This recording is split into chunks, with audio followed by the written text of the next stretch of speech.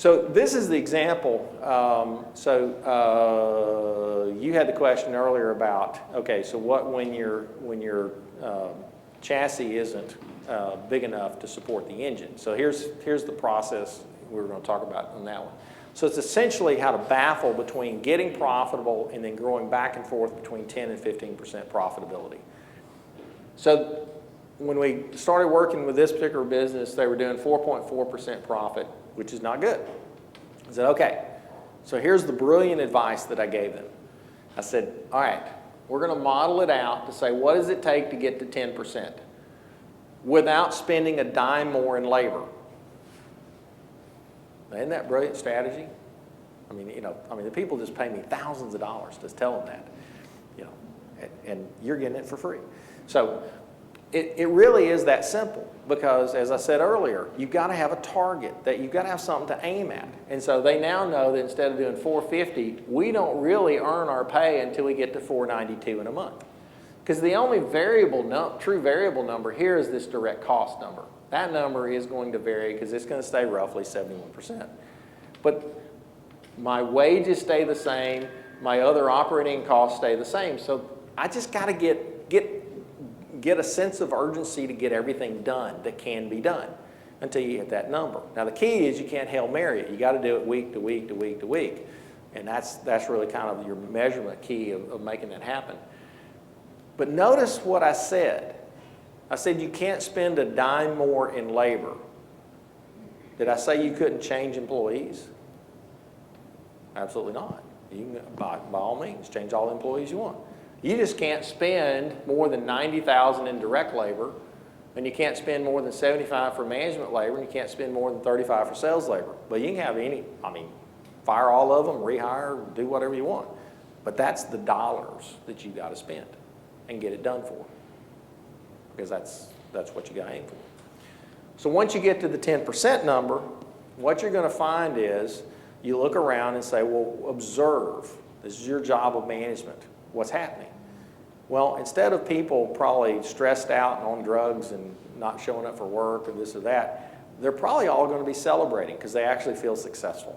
They've actually hit a target that worked. So you say, I tell you what, guys, let's see if we can get to 15. Same scenario, but it takes, I got to get to 534 to get to 15. My contention is you'll see all the cracks develop in your process between 10 and 15% profit. Almost absolutely guaranteed. You're going to find certain employees, you get to the end of their productive capacity. Some people can't manage. Some people are not organized enough. Your systems aren't designed for it.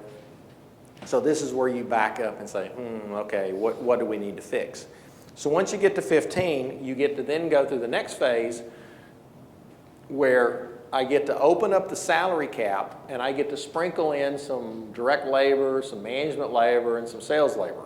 Now, when I say sprinkle in some labor dollars, a dollar is no respecter of what it was. It could be an incentive payment, it could be a bonus, it could be a raise, it could be another body. All of those count. It all counts. When you give out raises every year, did you get more productivity that you could measure out of it? If you didn't, why'd you give them a raise? If you could do one thing for me, please eliminate cost of living raise from your vocabulary, because a cost of living raise has nothing to do with why somebody should get more money. Give me a productivity increase, but cost of living has nothing to do with what you get paid. Because I guarantee you, if you lose your job, your cost of living will go down. It's physics. You don't have any money. You will spend less. What you spend has no bearing on what I pay you. Never has, never will. Doesn't change what you want. Now, I may help you manage your wants. Well, if you want more money, I'm happy to show you how to make more. Because if you make more, I make more under this scenario. Happy to do that.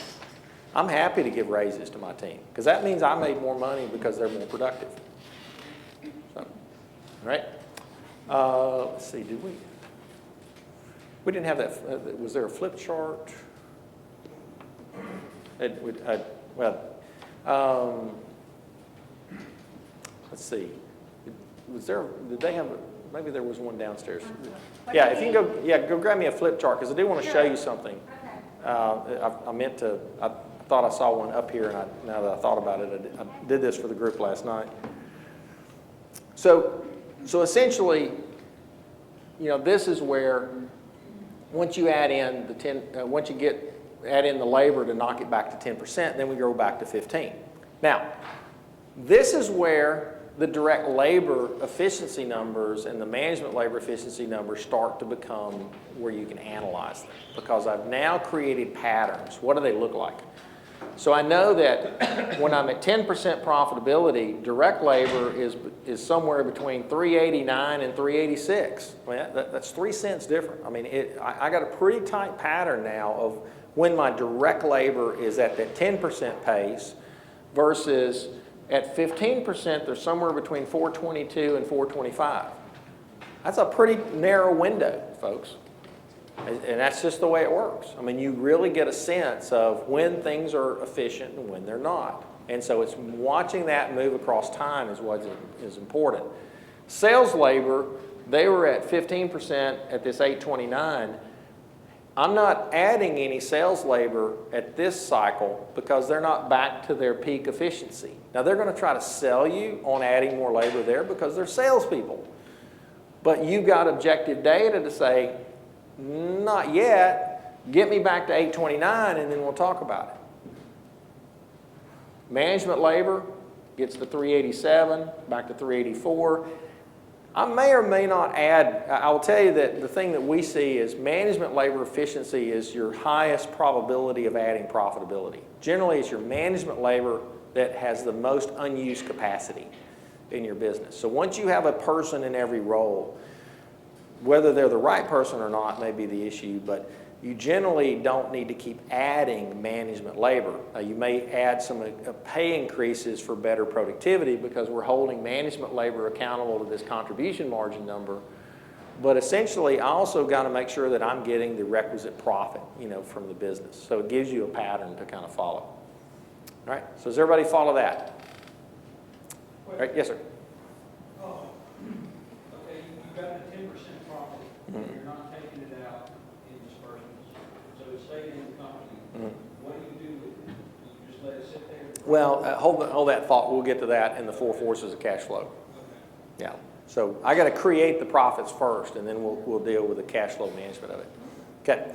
So essentially, this idea that I wanted to show you.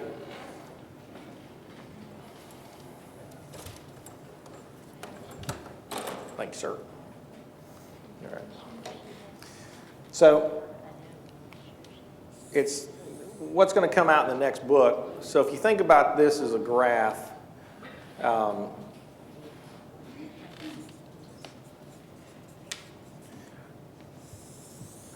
over the lifetime of your career as an employee, you start here in your wages and you learn some stuff and you grow and you want an ever increasing wage.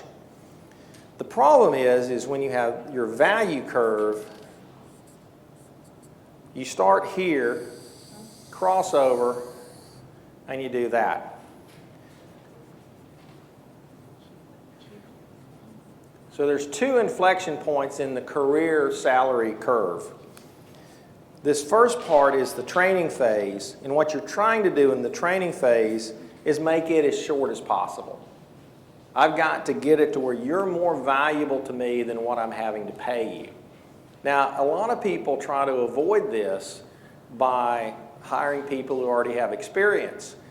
The problem is, when I hire people that already have experience, I'm going out here in this part of the curve, and to hire that person away, they're here for their current employer. I got to pay them here to get them to come to me, and I've totally negated the leverage value that I'm getting for what I'm paying for them. I'm essentially going out into the free agent market and overpaying for somebody, so they better be really, really good. And unfortunately, more times they're not. I want to convince you that this first crossover phase from here to here is where the opportunity and the profitability is. Because if I can catch an employee here and work with them through that full phase, that's when I make the most return. Because I call it the chasing phase. Their value and their value to me and their wage are chasing each other up the curve. What you have to avoid is this part. Because once you hit this second crossover point, they've settled in. And now their productivity, they've arrived. They've got the wage. They've moved into management maybe, or whatever. But they're getting more pay than what they're really producing. See it all the time in the sports world. You know, do you make the same if you're a 40-year-old quarterback as you did when you were 25 and you just won the Super Bowl? No. Rarely do you do. You're working to hang on for a year or two, get that other one-year contract, and some of you may be familiar with Moneyball. I mean they wrote about the Oakland A's concept. You know, when they hire veterans, they're getting veterans at the end of their career that, it's a fair exchange, but they're moving this wage curve down to where the value is, and sometimes they're moving it below it, because or they're moving they're moving the wage down below the value curve because they're saying, hey, you're at the end of your career, maybe you ought to prove it to me that you still got something to give. Well, I mean, that may sound harsh, but I'm telling you, what's harsh is when you're losing money and you're about to lose your house because it's pledged on the business debt and you're about to go bankrupt, that's harsh. And it happens. And you can't afford it. And what good are you to the community if you go out of business? Not very good. How many people do you employ then? None. This is important, folks. And you got to address the reality of it. And you got to address it fairly. As long as that employee is producing more value than what I'm paying them, it's a fair exchange. But when they're producing less than what you're paying them, it is not an entitlement. I've got friends of mine in my EO group that in Germany, you don't have a state unemployment service. You actually, the employer has to pay that person's unemployment for a period of 2 or 3 years. And I tell them, I said, they say, well, I can't fire people. I says, yes, you can. It's a cost, but I mean, what's the opportunity cost of you paying that price for that person who's become unproductive and replacing them with somebody who is productive? That's the key. So does that make sense? Anybody got a question on that? All right. This is what we call a thinking model that we use with our clients. So the common thing that happens, so we got a $6.2 million business comes to us and says, we're stuck. I mean, it's usually the entrepreneur who's driven the sales process at this point. They're saying, man, I just need to go out and hire another sales guy, and we can get to the next level. And there's this guy that I found, and he needs $200,000. This is great. Here's the deal. Here's the math. If you want to add $200,000, if you want to add $200,000 in management labor, how much increase in revenue does it take to keep all things equal? It's not $200,000. It's $1.1 million. It's almost an 8 multiple. I was telling the group last night, it's somewhere between, it's usually around a multiplier of about 8 of what you need in additional revenue to add $1 to your management labor bucket. So be careful when you want to go hire that hot shot. This is great. I'm all for hiring the $200,000 guy. Just make sure that he's going to bring you an additional $1.1 million of new revenue on top of maintaining what you already have. Because to add the $200,000 means those two added together get you to $1.3 million. Well, to work backwards from there, to keep management labor efficiency at a 3.11, 3.11 times 1,000,003 is 4,056,000. Well, if my contribution margin percentage stays roughly the same and my direct labor efficiency stays the same, to add $200,000 here means I've got to add $356,000 of additional direct labor to support the $1.1 million of revenue that I've got to build in the business. And can I go increase revenue by 1.1 million in the next 12 months? And if they say yes and everybody signs off on it, great. Now we've got something to hold them accountable to. But if I don't go through that process and you hire that $200,000 person, you're going to end up with $200,000 less here, or maybe even more, because there was no expectation set. So everybody follow the math of that. That's the power of the simplicity of putting the data in this format, is you can make those kinds of business decisions and go, I don't know that that's possible, so that probably isn't a good idea. And for those of you that are looking to hire the expensive person, why are they available? Yeah, I mean, just a good question. And do they have 15 years of experience, or do they have 1 year of experience 15 times? Could be possible. There's a lot of people out there with 1 year of experience 15 times.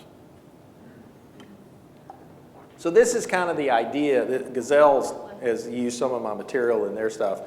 And so they came up with this graph, or this chart, and I thought it was a good depiction of the idea, is essentially labor efficiency influencers. You know, it's a way to manage your team talent, it's a way to manage your execution disciplines, and it's a way to really understand, you know, your brand promise in the sense of, you know, are we really efficient in delivering what the customer needs, and are we putting on the field the best players, are we accepting less than the best, you know, from our team? And, you know, it's, you know, I think they do a good job of kind of capturing that. So let me do a couple of examples here of some case studies, and I'll run through a couple.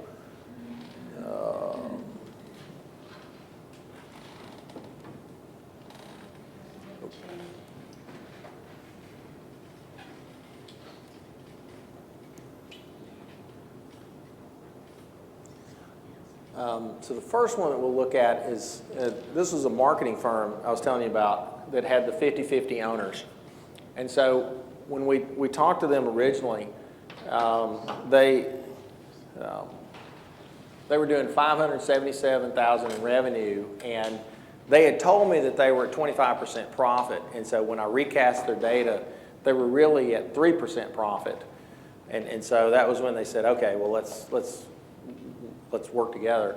So I said, okay, for step one is we're gonna reclass what you were taking in wages. So they were taking a little over $60,000 a piece here in this first year. And so not only did they get their wages, they went from 3% profit to 19%. And so we finished that year, and I said, great, good job, you need a raise. And so we raised their salaries from $123 to $207. So they're making a little over $100,000 a piece. And they made 22% profit. And I said, good job, you need a raise. And so they went to 207 to 254, and they did 21% profit. I said, good job, you need another, and it's they actually got another raise the next year. And so they're actually on pace to do almost $2.5 million this year. And so, like I said, the rest of this stuff kind of takes care of itself. Now, what they did learn was, you know, they got better direct labor efficiency was the beginning. And then once they got better direct labor efficiency, they knew they just needed to keep adding the work. The challenge that they had here in 2012 was they had the growth, but they were getting, as you get bigger, sometimes you get a little more tentative. And notice they had a big increase in project, actually these are freelancers. Being a marketing firm, they can use freelancers. And so they actually left some margin on the table because they really had enough consistent work to go ahead and hire that person and pay them less to be or hire a similar person and pay them less, make more money off of them. Because when you hire a freelancer, you're having to give up some additional premium for that person to only be paid when they produce. And so that's a case where they gave up some profitability because they were hedging a little bit of going, man, you know, we keep growing, and I mean, I don't know if it's going to continue or is it going to have another project to follow on, and those are the things that, yeah, you struggle with. But, you know, I thought they did a good job of kind of managing that. And so it was about right here when they finished this particular year is they had enough cash at that point to, you know, they were fully capitalized, and so from this point forward, they've been able to harvest the after-tax profits of the business.